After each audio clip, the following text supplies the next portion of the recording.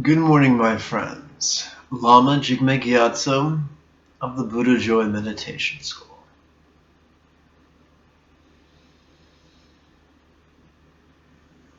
The Buddha Joy Meditation School is currently meeting in Burbank and also over your webcam if you so desire.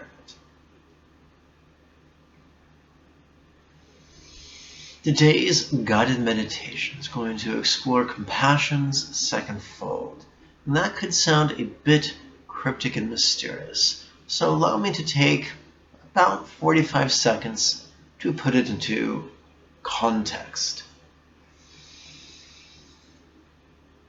Buddha's larger meditation manual in Pali is known as the Mahasatipatthana Sutta, which can be translated literally as Buddha's larger discourse upon the 4 bases of mindfulness. This is a radical text which claims to be the complete path.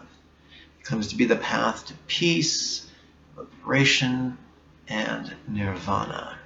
At the end of the text, it claims that if its instructions are applied properly, one can accomplish the full enlightenment in less than 7 years, or 7 months, or 7 weeks, or even 7 days. Pretty tall order. The 4 bases of mindfulness of the body, sensations, the mind, and phenomena. So far, this series of guided meditations has been exploring the 4th base of phenomena. We've explored the 5 hindrances and the 5 aggregates. We've explored the 6 sense spheres, as well as the 7 enlightenment factors. We've explored the 4 noble truths. The first noble truth of stress, the second truth of causation, the third truth of cessation. I'm currently playing with a 4th truth, which is the 8-fold path. The 8 is a bit of an ungainly number, and over the millennia it's been explored in terms of 3 headings. Bodhicitta, or wisdom, ethics, and meditation. We've explored the ultimate bodhicitta of insight under the 1st fold. Now we're exploring the conventional bodhicitta of compassion under the 2nd fold. That's today's guided meditation. The compassion's 2nd fold. Now, arguably, this 2nd fold could apply to both compassion and love. However, during the meditation section that's coming up during the 8th fold contemplation, when we explore the 8 jhanas, or levels of meditation, half of that is devoted to either compassion or love. So for the sake of not repeating, we're going to, when we explore the 8 jhanas, we're going to do that in terms of love. And today, when we play with conventional bodhicitta's 2nd fold, we will do so in the context of compassion. Having said all that, let's dig in and meditate together. This is designed for someone who is not familiar with Buddha's system, specifically my new students, for whom the idea of an hour meditation every morning and an hour meditation every evening could feel a little daunting. If you follow along with this series of guided meditations twice a day, every day, you will make progress on the path. Just as a little kid will eventually ask their parent to remove their training wheels, eventually you will no longer require these guided meditations, especially if you use the techniques already written down in the free translation of Buddha's Larger Meditation Manual, which can be found thusly. Below this video is a button that reads Show More. When you click that, it reveals a whole bunch of free information and many links. Follow the link to the supplies page and you'll get the free downloads. If you begin playing with that after a week or two or 3 or 4 of playing with my guided meditations, you can transition to using the printed version if you wish, and after a while you'll find yourself memorizing them without even trying. That process might take you weeks or months or maybe a year or 2. That really doesn't matter. What matters most is twice daily practice in a manner that is transformative. Great.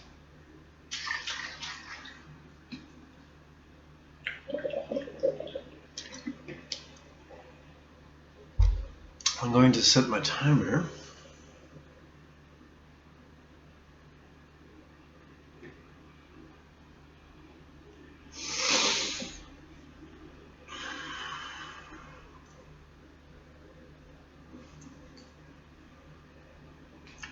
Right. As I've mentioned many times, the Mahasatipatthana Sutta is organized in verses and refrains just like a song. The first part of the refrain is what I call the core. We're going to warm up our mind and our heart, and most importantly, our mindfulness and our insight with what I like to call the extensive core. Just like in a flowing yoga class, you might begin with cat-cows and then perhaps half Surya Namaskars before getting into full sun salutations in the actual vinyasa. Likewise, we're going to warm up with arguably the core of Buddha's wisdom teachings. Head over shoulders, shoulders over tuchus. Allow your skeleton to support your body more than your muscles. If you do not own a mala, you can acquire one on the supplies page using the links below through Amazon.com. These are cruelty-free mala. No animal products were used in the generation of these tools. If you do not own a mala, you can practice along with finger gestures. Let's begin by counting our mala upon our right little finger. And because we're primates, we pull the mala instead of pushing it. Save the pushing for the rams and the goats and the sheep. They think that's fun. If you don't have a mala, just touch the tip of your right thumb to your right little finger. According to some systems, this helps us access our cardinal fire of which helps us access the warrior spirit.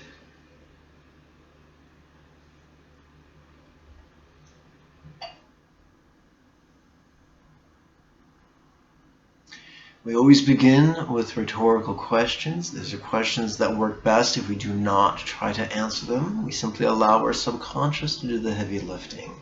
On the in-breath, we silently and mentally ask, what notice? On our out-breath, we silently and mentally recite, relaxing. Simply by asking and relaxing in harmony with our breath, we will make progress on the path. What notice? Relaxing.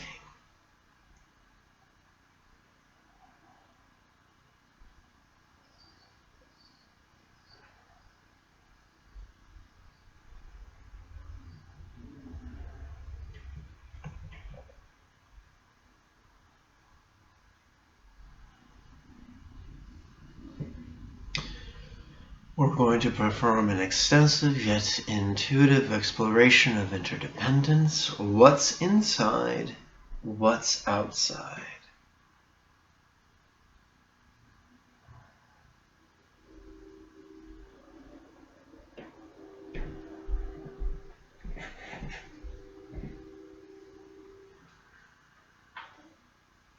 Now we're going to weave in some relaxation. What's inside? Relaxing.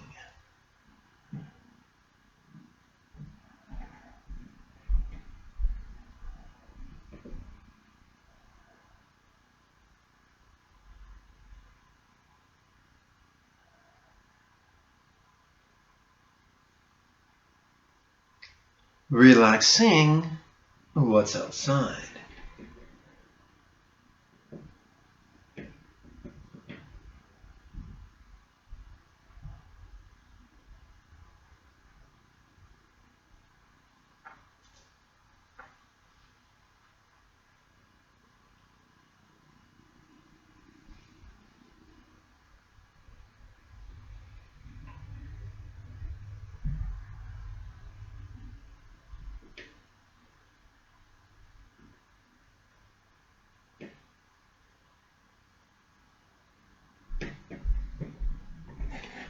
What's inside? What's outside?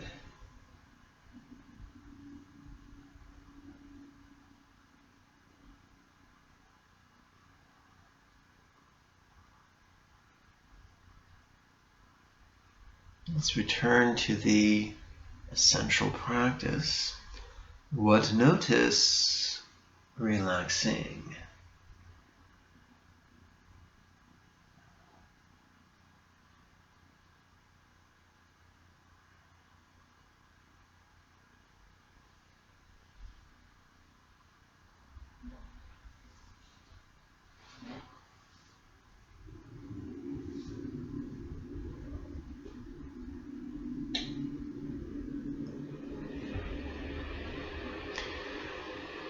Now we turn to a visceral and yet extensive exploration of the change and impermanence. What's coming? What's going?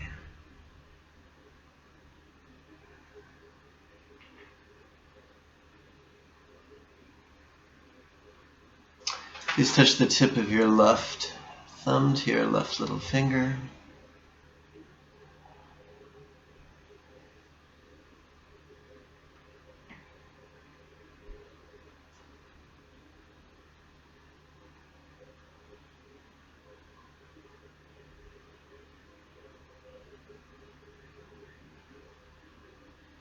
Please count your mala upon your left finger.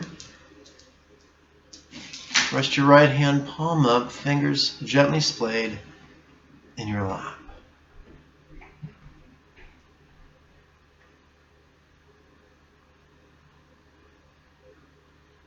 What's coming? Relaxing.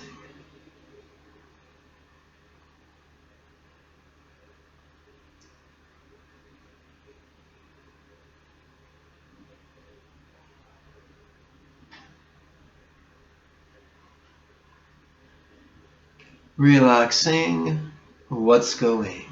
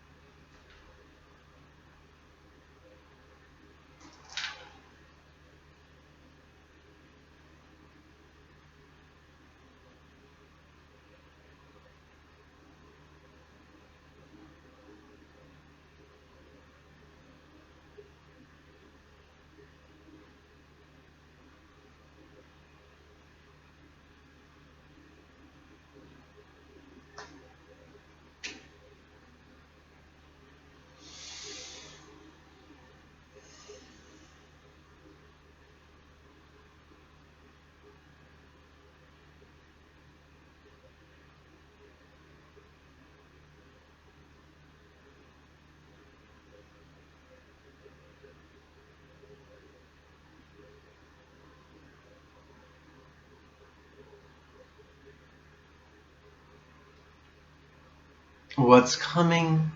What's going?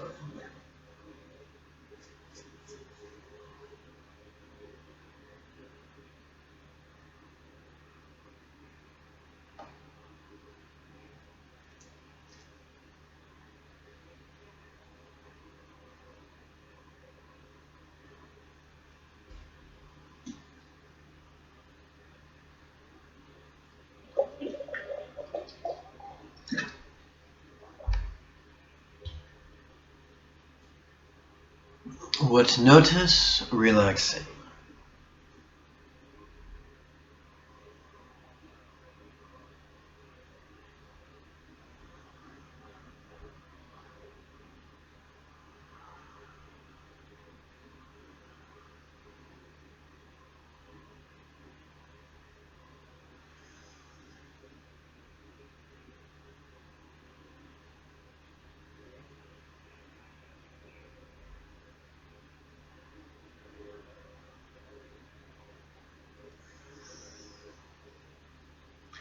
And that concludes what I like to call the extensive core practice of the refrain.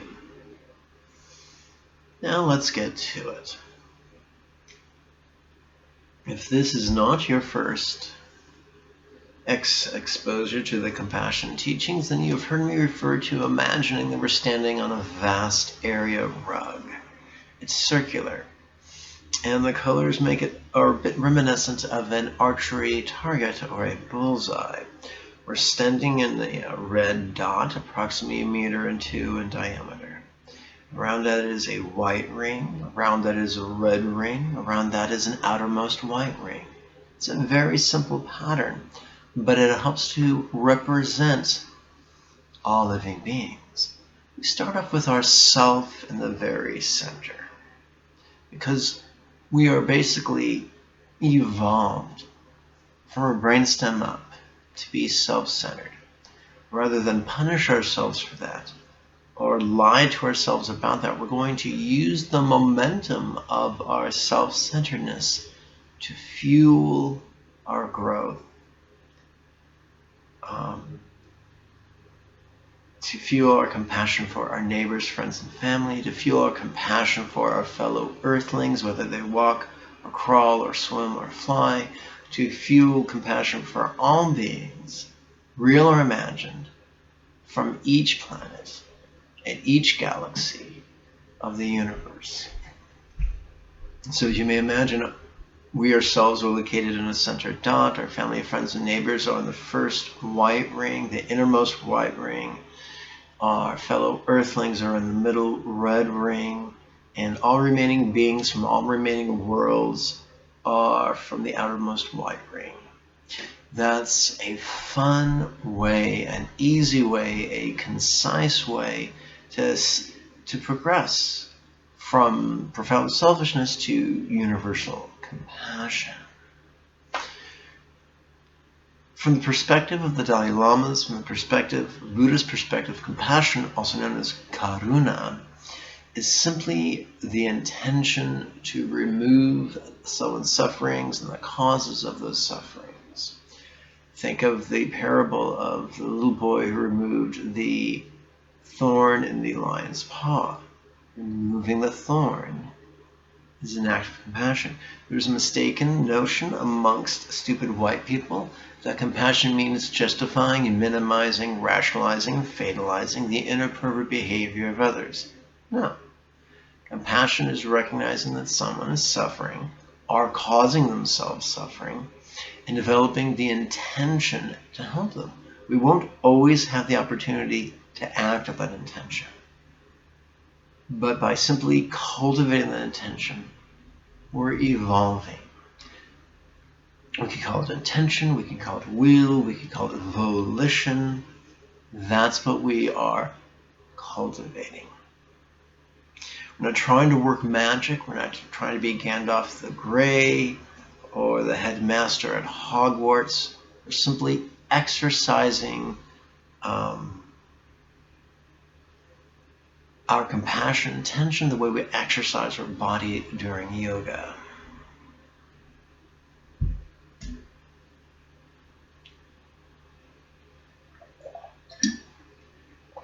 In yoga, a pose or asana, which may seem impossible the first time you try it, is a lot easier the 300th time you've tried it. And even more easier the 1,000th time you've tried it. Remember, 1,000 is just 3 years. So, in the scope of a lifetime, almost everything in yoga or meditation is eventually doable, at least from the Buddhist perspective.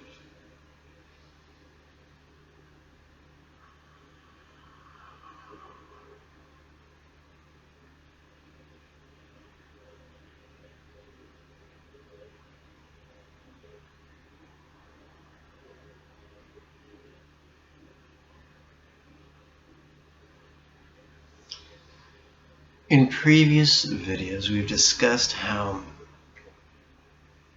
in Buddhist terms, greed represents pulling energy, and hate represents pushing energy. They're not necessarily good or bad, they simply are. It's not our job to repress them or indulge them, but to notice them and insightfully dance with them. When there is suffering in our life, we naturally have an aversion for it. We naturally wish to push it away. And in that, we are all the same. All of us wish to push away that which we experience as suffering. What child looks forward to getting an injection at the physician's office? None. None of us like a pinprick, especially as children. I've known some adults who go into full panic attack at the thought of a hypodermic injection.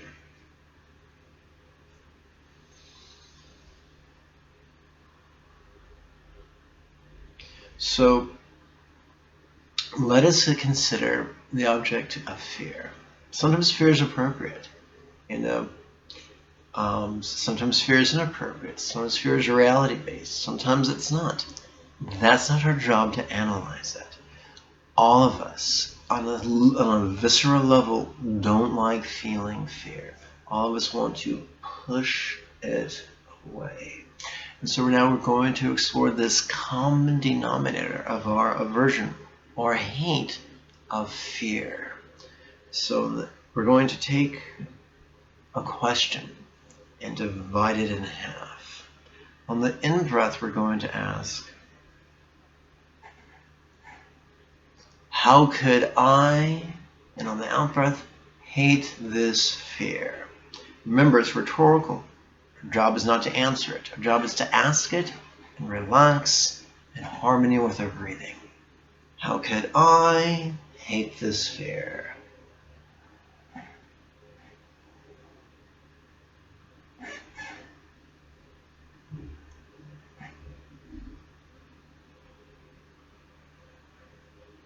And now we can think about our neighbors, or our relatives, or our friends, or our romantic partners.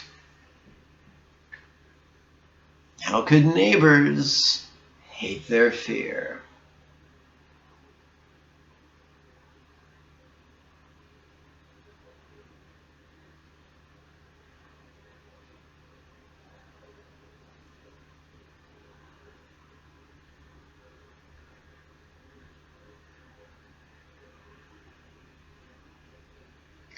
Now we can consider earthlings, all earthlings, whether they walk or crawl or swim or fly. Whether we consider them pets or whether we have at some point in our life considered them potential meals. Whether we consider them allies or enemies. How could earthlings hate their fear?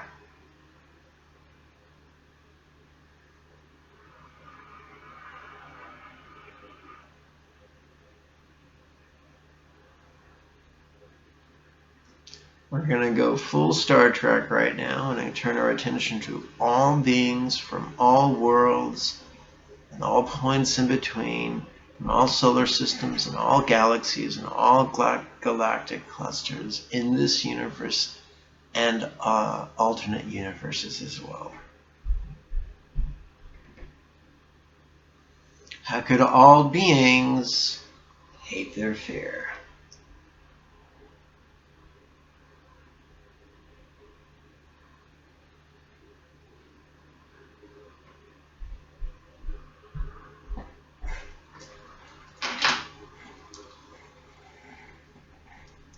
Please count your mala upon your left ring finger. If you don't have a mala, just touch your tip of your thumb to your left ring finger.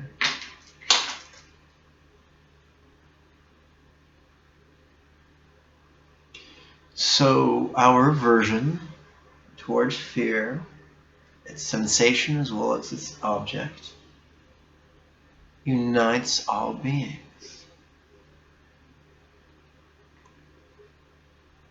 And which is the answer to the rhetorical question, how could each being be the same?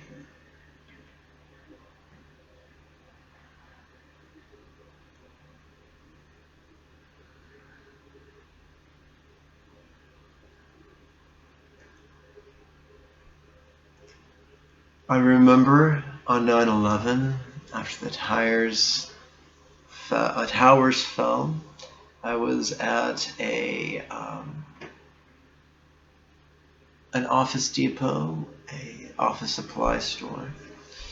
A bunch of white people were ranting, and I raised my voice, and as politely as I could, said, just as every country has its terrorists, every race has its terrorists, and it's just as most Americans did not participate in the destruction of the Oklahoma bombing. Likewise, most Muslims did not participate nor agree with the 9/11 terror attacks, and that Muslims are just like us. They want to, get a raise at work and come home to a delicious meal and maybe a roll in the hay, just like us. And I was trying to say that we are united in our desires and our vulnerabilities and our foibles and our basic goodness. And that was not a message that was welcomed at the time. But we are united by our aversion to fear. And that, since we are all share this common denominator of an aversion to pain and a desire for pleasure, it can be easy to cultivate love for each being from each world. So let's play with this intention right now. Why love each being relaxing?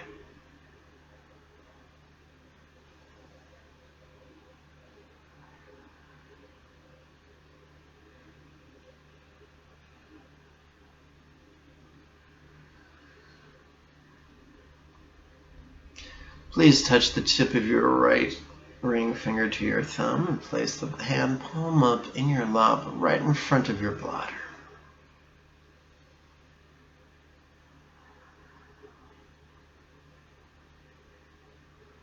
And now, to further cultivate our compassion and love for each being, let us play with our face.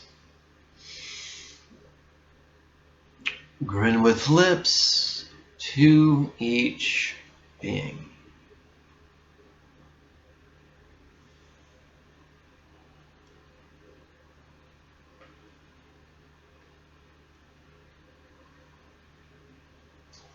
Let us counter Mala upon our right ring finger, while separating the fingers of our left hand gently, palm up in our lap in front of our bladder. Our right hand rests upon our right knee or someplace nearby.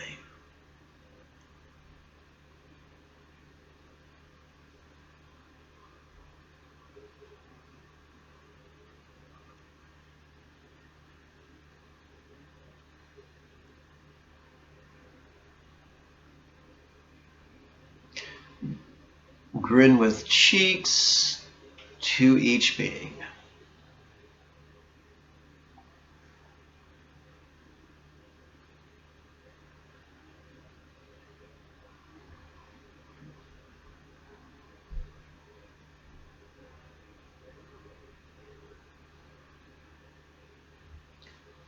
Grin with eyes to each being.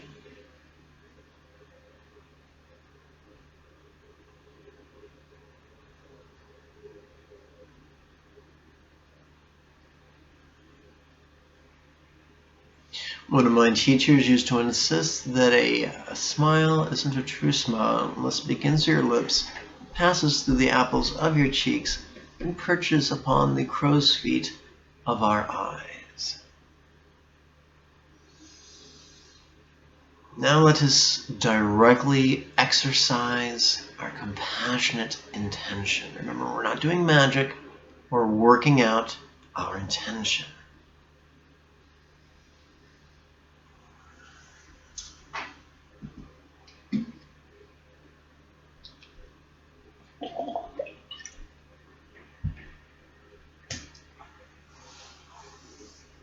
The in-breath, soothe my fear. The out-breath, relaxing.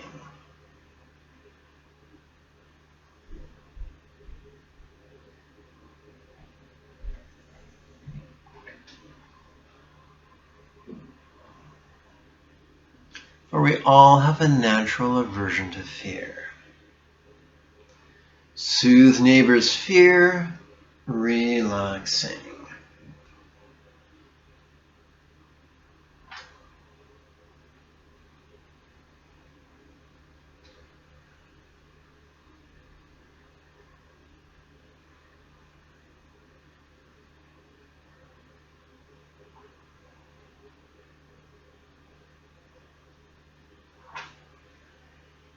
Soothe earthling's fear, relaxing.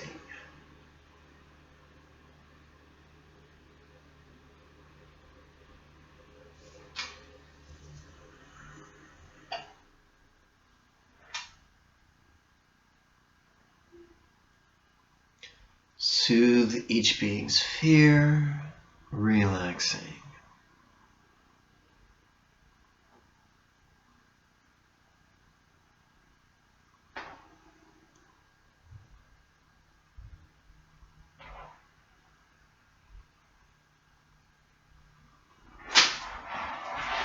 Please count your mala upon your left middle finger.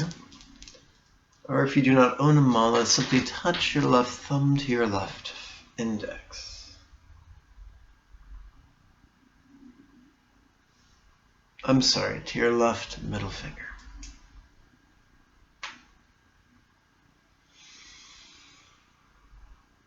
Soothe each being's fear, relaxing.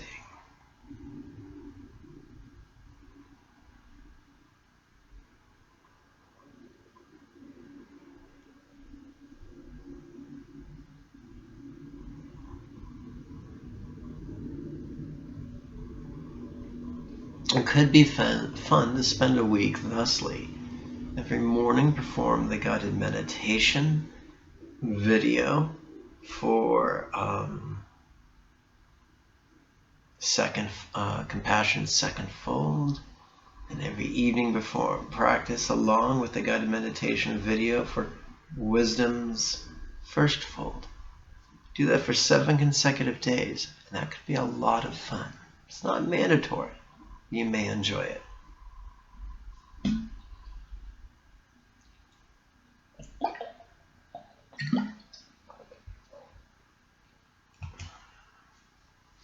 Let's return to the refrain. Let us begin with concise core of variation A.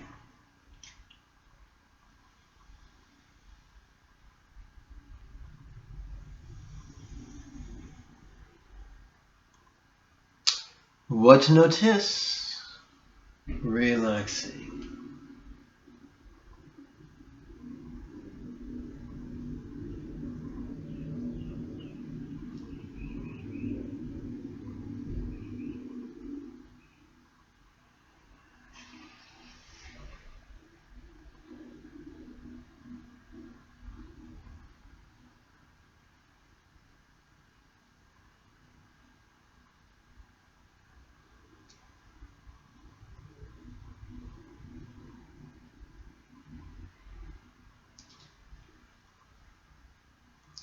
What's inside?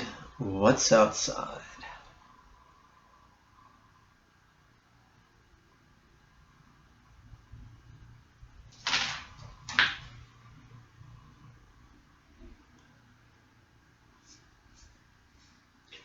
What notice? Relaxing.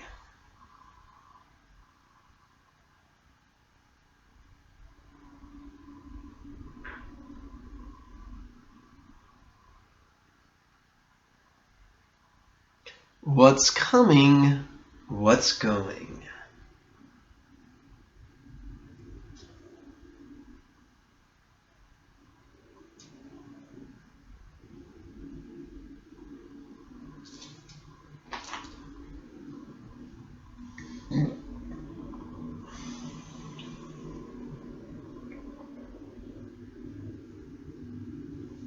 What notice? Relaxing. And please touch the tip of your right middle finger to its thumb.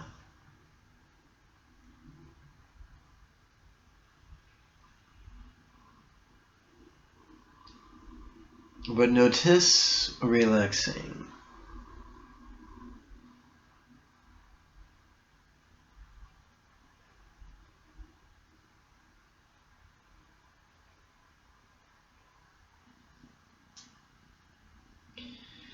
Let's work our way through the remainder of the refrain. Carl Gustav Jung taught us that the way to defeat our shadow self was simply to be aware of the impulses of our shadow self.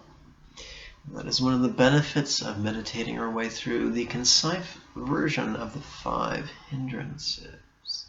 The 5 hindrances of greed, hate, fatigue, agitation, and fear. Let's play with that now. Where feel greed? Relaxing. Greed is any type of pulling energy.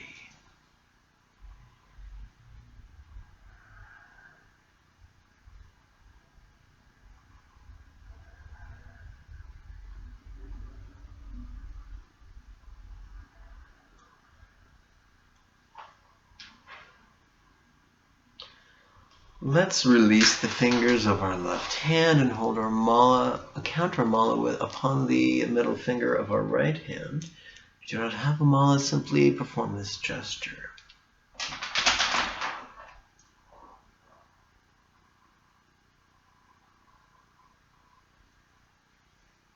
Where feel hate? Relaxing.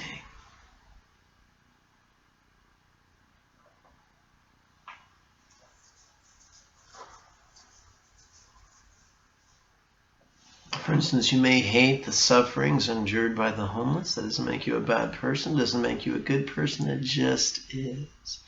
Our job is not to extinguish the fires of our hate, it is simply to notice it and relax. Sometimes we feel fatigued physically, other times emotionally, other times intellectually, sometimes all of the above. Where feel fatigue? Relaxing.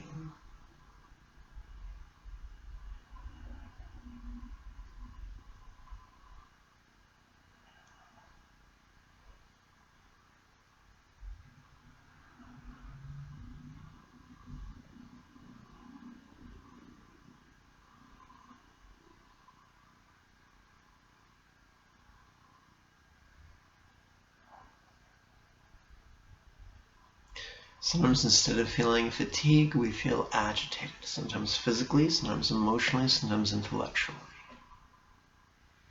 There's no need to punish us or indulge the agitation. Be aware of it and relax into it. Where feel stirred up, relaxing.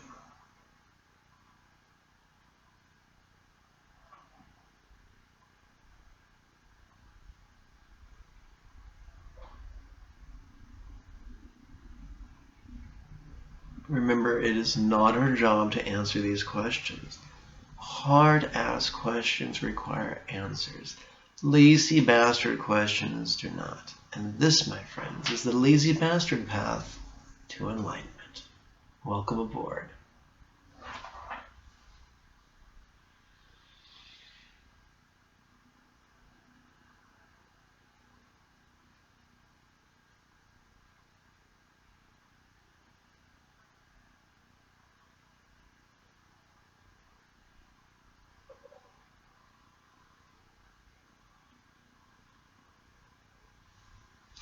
As we explored during our compassion work, we all are united in our aversion to pain and our aversion to fear. What dreading? Relaxing.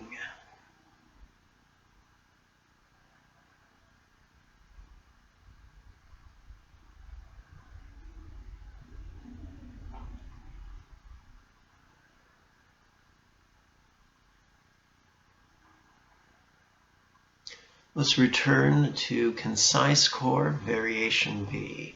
What notice? Relaxing.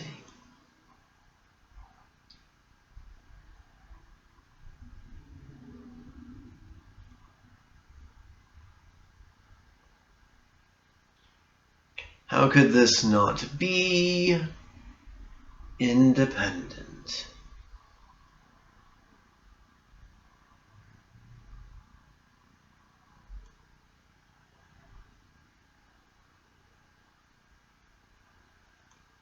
How could this not be permanent?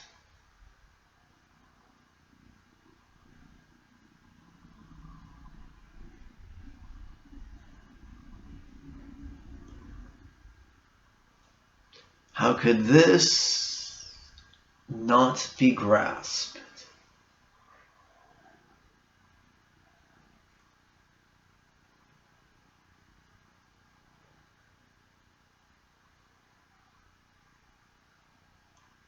What notice? Relaxing.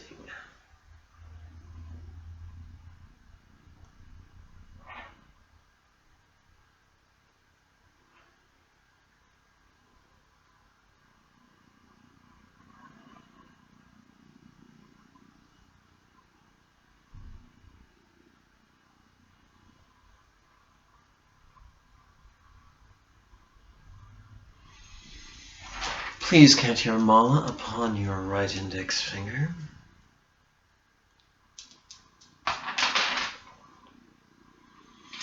Let's explore the 5 aggregates, in other words, this concise exploration of the 5 aggregates could answer the musical questions. How did I get in this snit?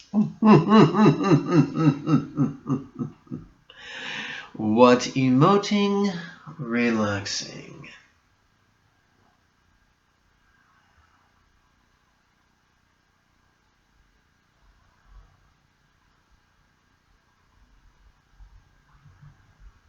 Please touch the tip of your left index finger to your thumb.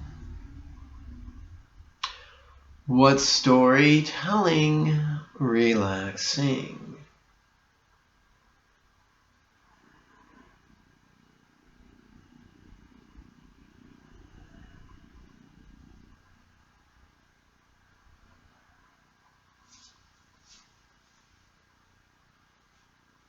Once again, let your subconscious do the heavy lifting. All we got to do is ask and relax in harmony with our breath. Please count your mala upon your left index finger. Give the fingers of your right hand a break.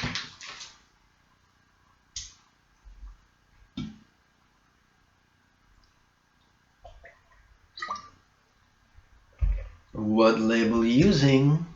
Relaxing.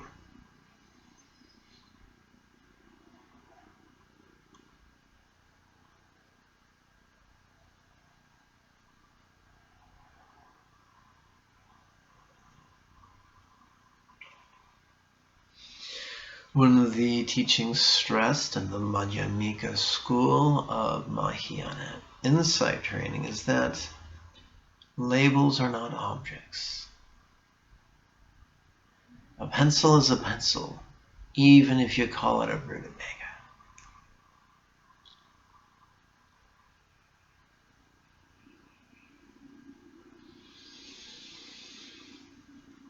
All experience can be filed under 3 headings of pleasure or pain or neither. So we turn our attention to this moment's experience. And we ask, pleasure, pain, or neither? Relaxing.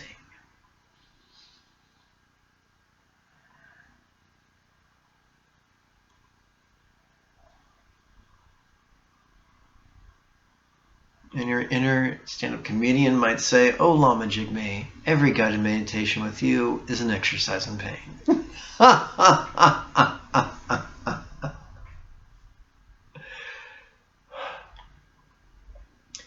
What sense contact? Relaxing. Because this whole thing got started by coming in contact with one of the 6 senses. You know, so our body, or our tongue, or our nose, or our ears, or our eyes, or our mind. What sense contact? Relaxing.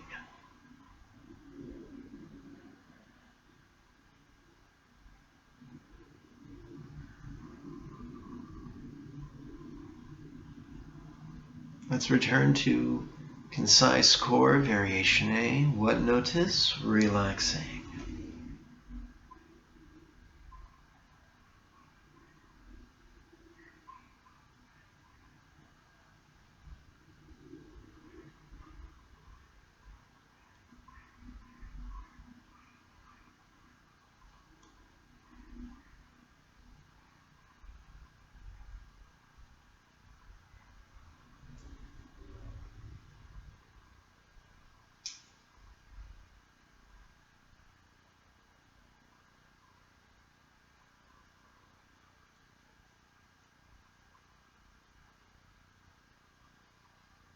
Let's explore interdependence simply. What's inside? What's outside?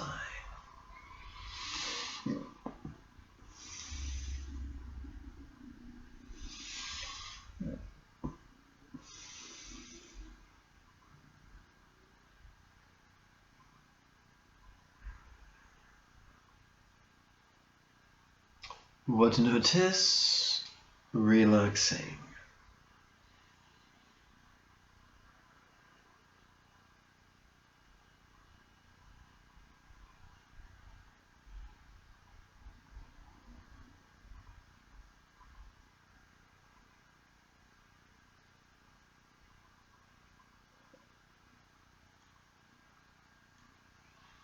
Let us viscerally explore change and impermanence. What's coming? What's going?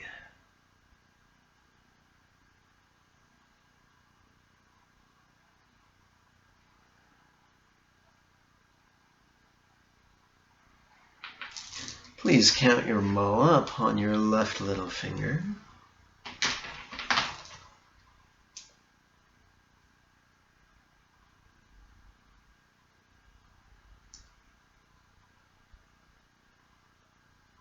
What to notice?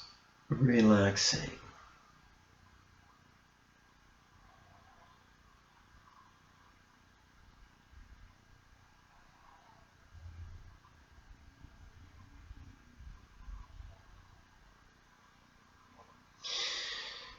The last of the 5 aggregates we explored asked the question, what sense contact? Let's explore that now with a concise exploration of the 6 sense spheres, which infers the realization that the map is not the terrain, the label is not the object, and our narration of reality is not necessarily accurate. Such insight can help us be much more flexible in our relationship to our beliefs, or our preconceptions, or our pet theories.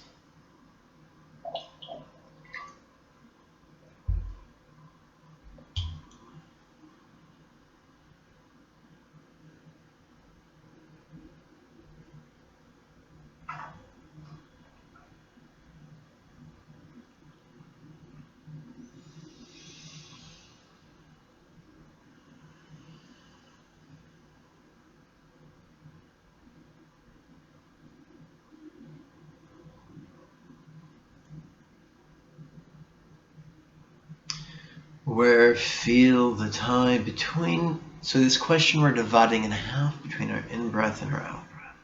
In-breath, where feel the time between sensation and body.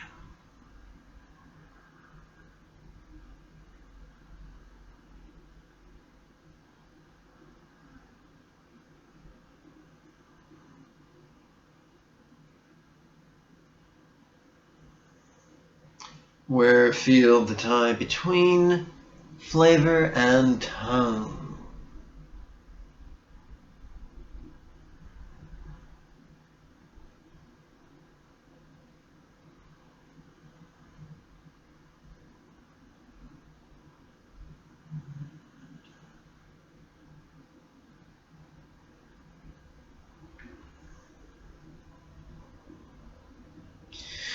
Where feel the time between scent and nose.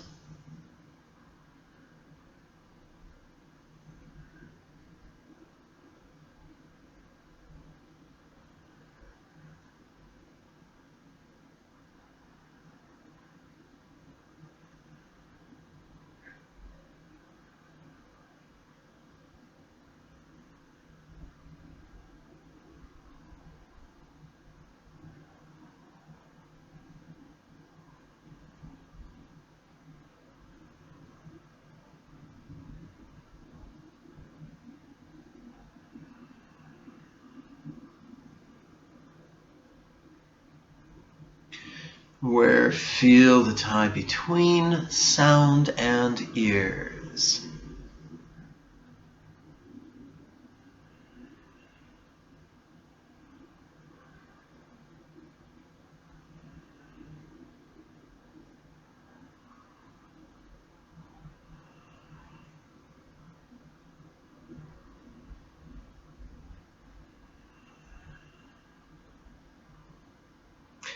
Where feel the time between sight and eyes.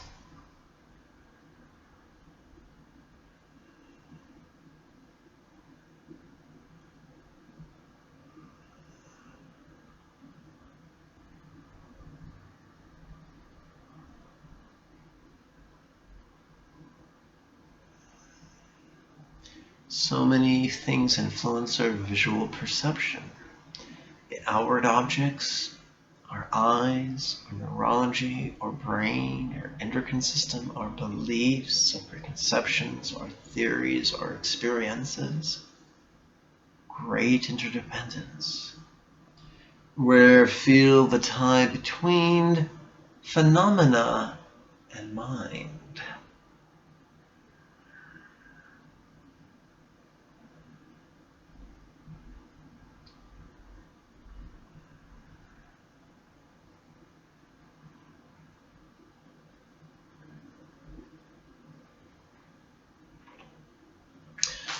Please count your mala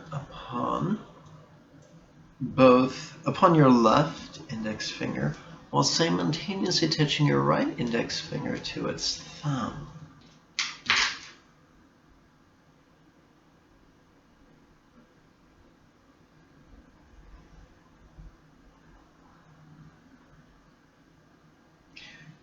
We began our experience of the refrain by exploring our shadow self with the 5 hindrances. Let's explore the opposite of that, perhaps our light self, with the 7 enlightenment factors. Once again, from a superficial point of view, but before we do, let us dally again with the concise core variation C. What to notice? Relaxing.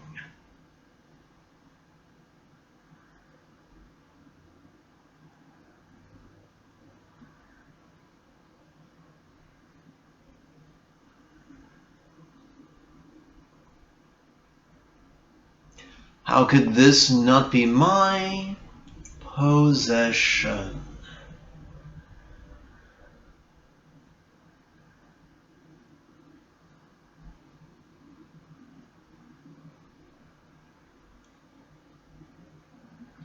That is seen by many as an antidote to jealousy.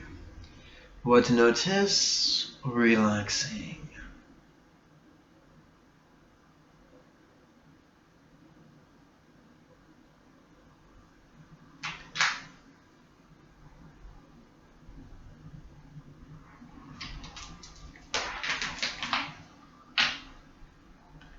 How could this not be my identity? This could be an antidote to pride.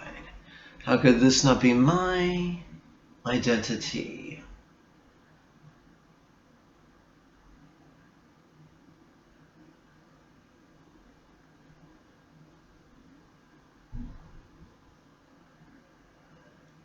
Sometimes you have the pride of self-aggrandizement, other times you have the pride of self-loathing. Many stupid white people get lost in the idea of ego and no self. You simply play with this exercise regularly, we will accomplish enlightenment. What notice? Relaxing.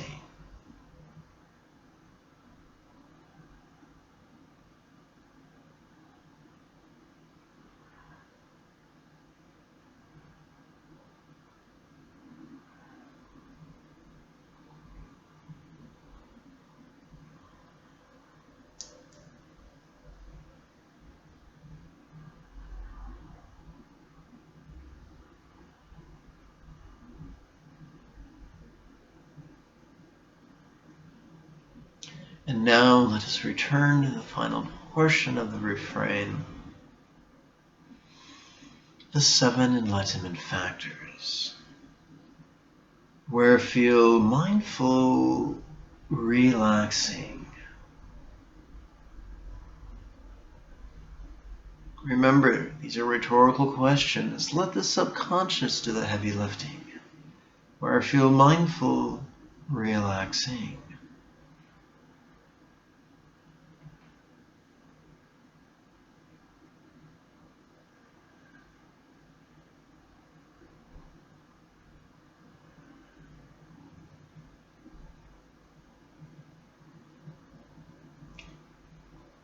Where curious, relaxing.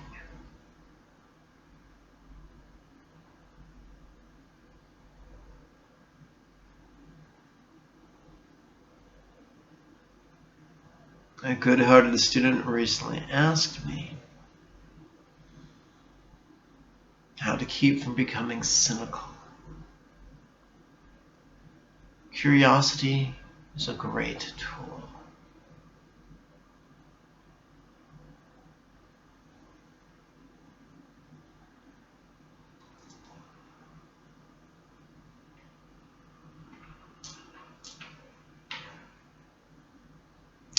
Please count your mala upon your right middle finger.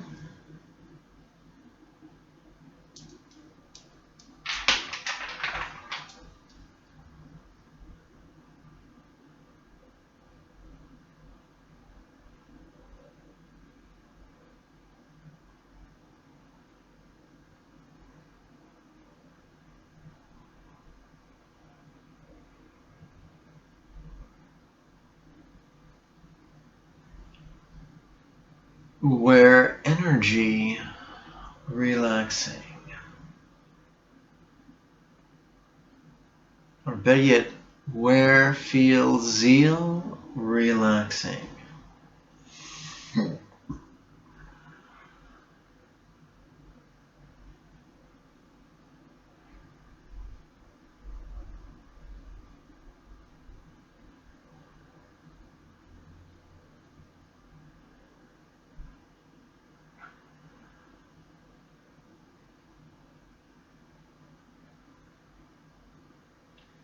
Where feel joy, relaxing.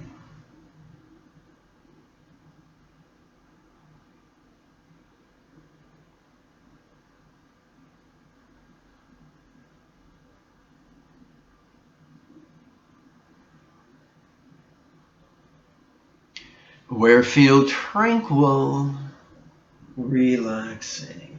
And tranquility may describe the speed of our thoughts, emotions, and sensations.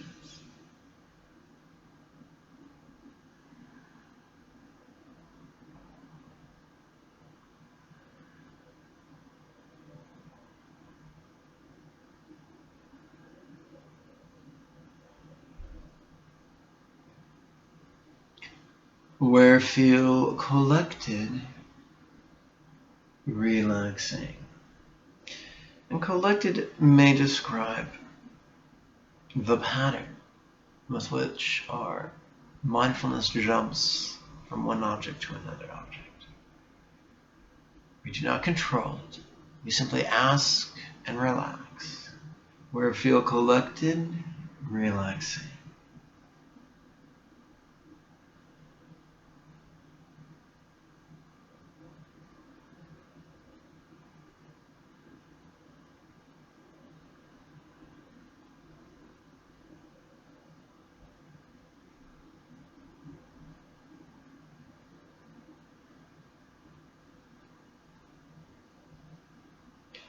Where feel balance, relaxing.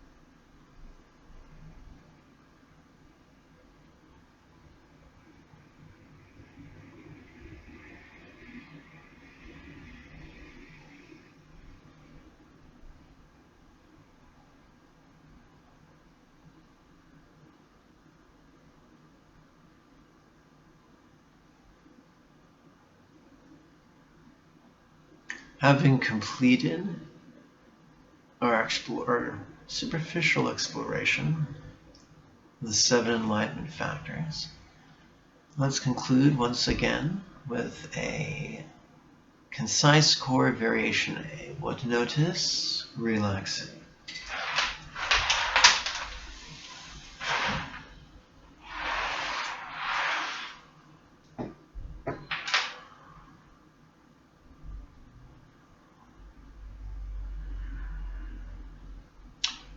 What's inside?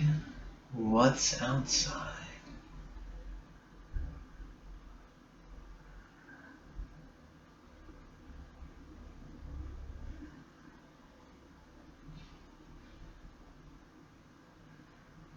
What to notice? Relaxing.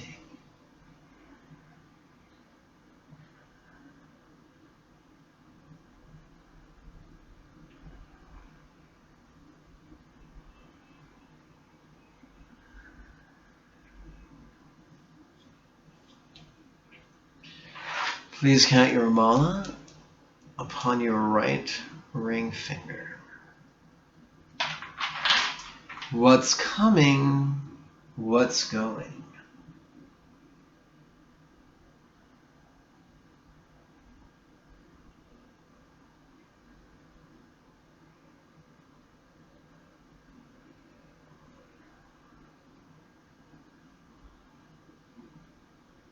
What to notice? Relaxing.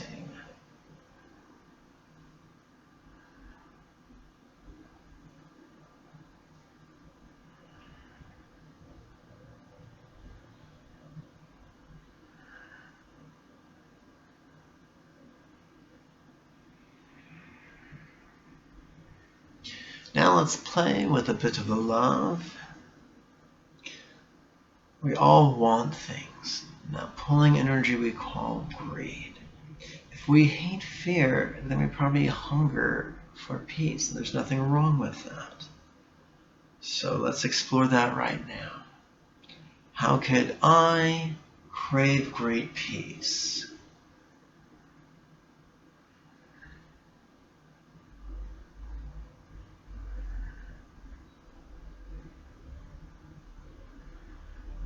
How could neighbors crave great peace?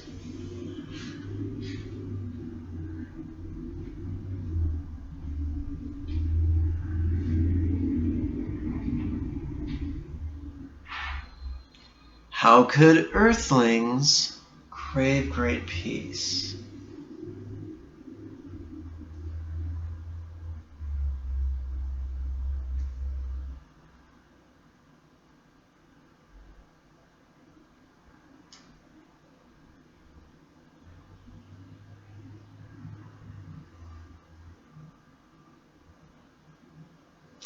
How could each being crave great peace?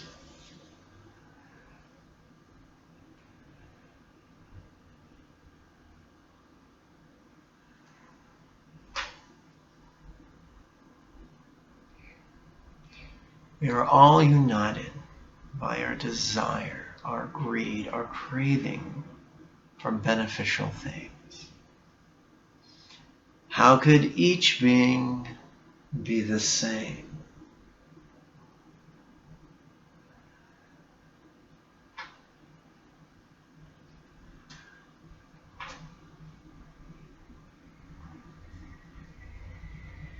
How could I love each being?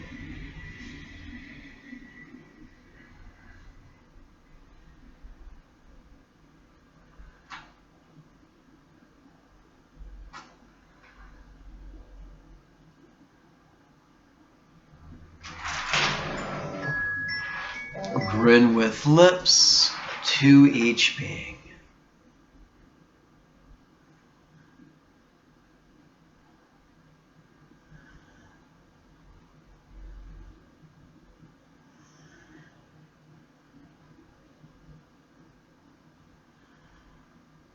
Grin with cheeks to each being.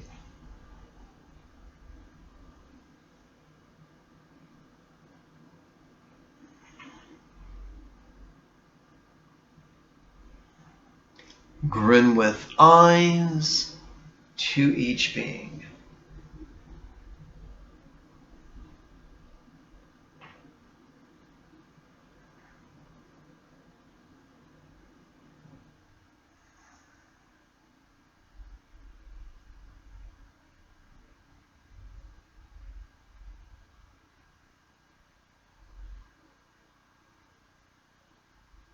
Now we exercise. We don't perform magic as much as exercise our loving intention. Great peace for me, relaxing.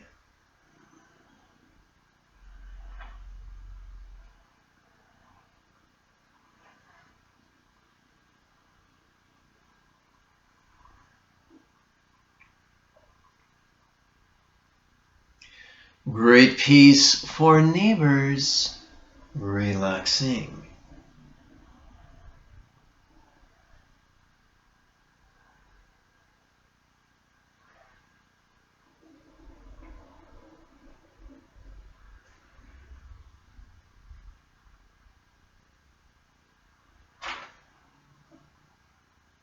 Great peace for earthlings, relaxing.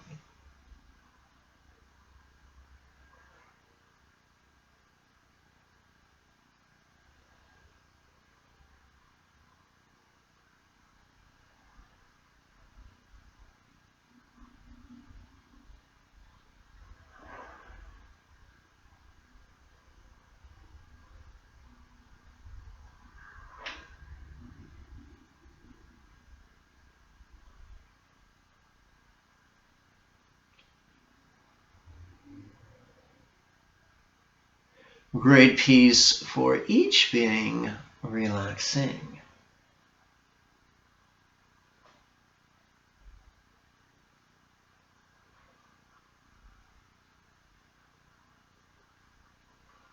We conclude with the essence, what to notice, relaxing.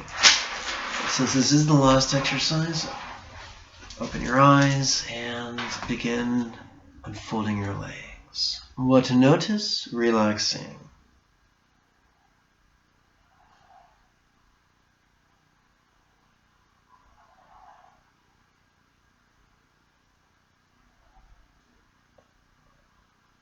There are many variations for this practice, but our goal is not variety, it is mastery.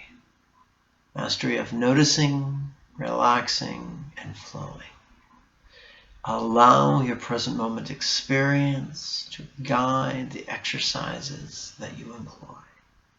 This may seem like an impossibility at first, but in time and through consistent practice, it will become more possible and easier and more effective.